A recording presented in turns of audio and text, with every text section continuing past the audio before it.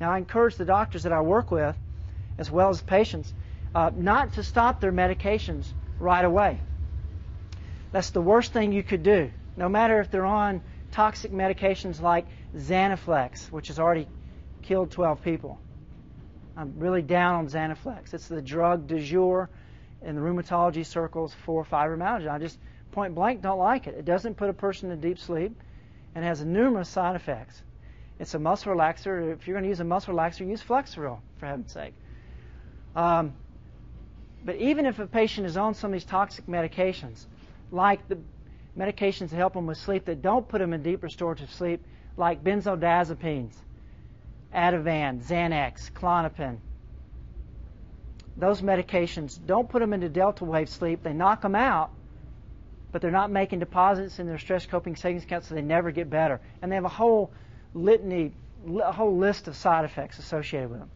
But even if they're taking those, I still encourage patients and the doctors I work with not to take them off their prescription medications in the beginning. Why? The reason is these people have been on so much stress. That's why they got the illness. It's incredibly stressful to come off these medications, and many of these medications have withdrawal symptoms associated with them. I have some patients it takes up to 6 months to get off benzodiazepines like Xanax because the withdrawal symptoms are so horrendous. Even Effexor and Zoloft may take 2 to 3 months. So the worst thing you do is start yanking them off these medications. What you want to do is start getting them healthier, getting them feeling better. So along with the 5-HTP, you want to put them on a comprehensive multivitamin regimen.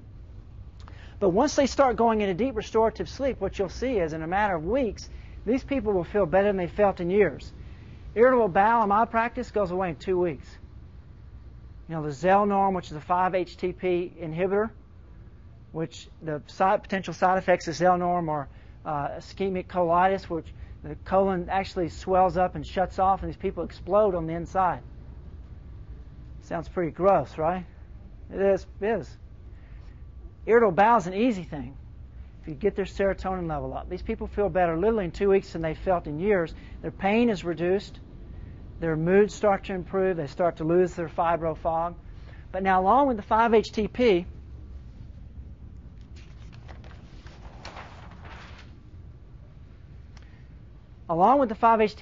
you need to go much more in depth with your nutraceuticals. Because these people, as I said earlier, they're bankrupt. They've also not only have bankrupt stress coping savings account, they have bankrupt adrenals. So one of the things you'll find is if you do an orthostatic blood pressure test on these folks, you'll see that when you take their blood pressure lying down, their systolic pressure may be 120. And then when they stand up, what normally should happen in a healthy individual, your systolic pressure should go up 10 points, so it should go to 130. That's a sign that the adrenal glands are releasing norepinephrine and other chemicals to allow enough blood and oxygen and nutrients to get to the brain and muscles so that when you stand up, you don't get dizzy and fall over. With fibromyalgia, what you're going to find, in the majority of the people that you're working with chronic illness are going to have low adrenal function. When you do the orthostatic pressure test, what you'll see is when they go to stand up, instead of going the systolic jumping 10 points, it's going to drop 10 points. And those people have low adrenal function. You've got to repair the adrenal glands in these folks or you won't get anywhere, because this is what happens. Now, in my practice, in the medical practice that I had, one of the things that we started doing right off the bat was IV therapy, intravenous therapy. So we used high dose. I look like John Travolta up here, this thing on button. If I button this, am I still mic'd up? Or yeah, I got 6 chest hairs. I mean, am I still okay back there? Yeah? All right. Okay. So I better button that up. So what we see with low adrenal function is that, I'm talking about intravenous IV therapy.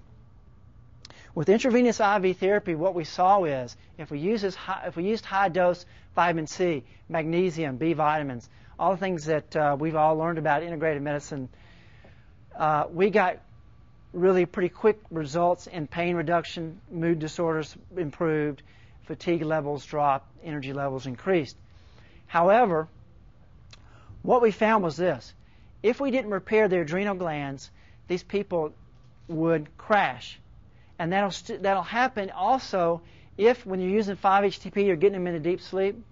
And I really can't go into detail about that. Maybe we'll do that if we have time for question and answers about what do you do when 5-HTP doesn't work. And maybe I should bring that up real quick, because you're going to sit there and be thinking about that tonight, right? Rest of the day. Well, what you want to do is you always want to start with 5-HTP because they've got a serotonin deficiency. Once you build that up, if they're still not sleeping, then and only then do you want to use melatonin. You don't want to jump to melatonin before you use 5-HTP. It'd be the worst thing you could do. But if you're using 5-HTP and they're still not sleeping, then you want to start using melatonin. And the protocols in my doctor's manual go into detail about that, and even in the patient books. Okay, so what we found was this. If we got a patient sleeping through the night, they felt better than they felt in years. If we used intravenous vitamin and mineral therapy, they felt better than they felt in years. But this is what happens for these folks. They wake up one morning after sleeping through the night, and they've actually got some energy. And so they replant the back 40. They paint the house. They volunteer to wash the neighbor's car. They go grocery shopping and buy enough gifts for the next 30 years because, you know what, this could be the last day. This could be it. It could be the only day that they ever feel good enough to do anything. And so they overdo it, right? They crash. And what we found is we had to rebuild the adrenal function because they have no stress coping ability. They have no resiliency, no stamina. When they got under stress, their symptoms flared. So they would do this, doing great, Dr. Murphy, I'm doing great. And then Aunt Betty from Arkansas would call them at 9 o'clock at night, give them some bad news, and bam, they crash. So the adrenal function is very, very important. I use adrenal cortex. It's a glandular. That's what I like. In the medical practice, we use Cortef. Since I sold my medical practice, I've had to become a better doctor.